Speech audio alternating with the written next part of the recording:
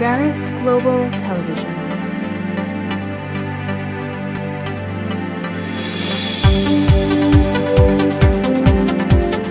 What happens if our leadership is actually slowing the organization down?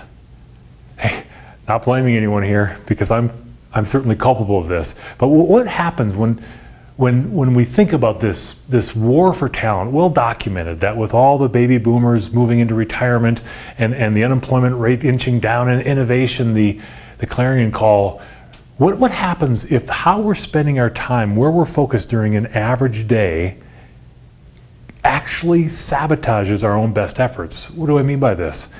If we move through a typical day as we shadow leaders, we have found that with the best of intentions, leaders put their focus where? When it comes to personnel. Well, oftentimes we find that the focus is going towards those employees, those teammates, those peers who are creating the greatest difficulties. The problem talent, if you will. And then what happens to our top talent, our high potential? It gets the leftovers, the scraps at the end of the day. What would happen?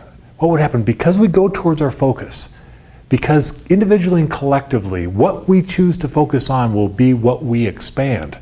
What would happen if we inverted that ratio and we placed a greater emphasis on nurturing, supporting, building, and developing our greatest potential, those teammates, those peers who can deliver even more first, and then address those issues that still need to be addressed, but took a back seat to the higher potential.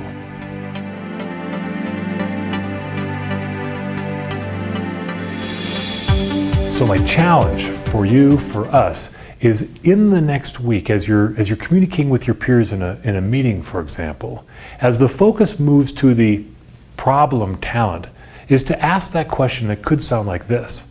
It's essential that we address that issue and that teammate, that employee.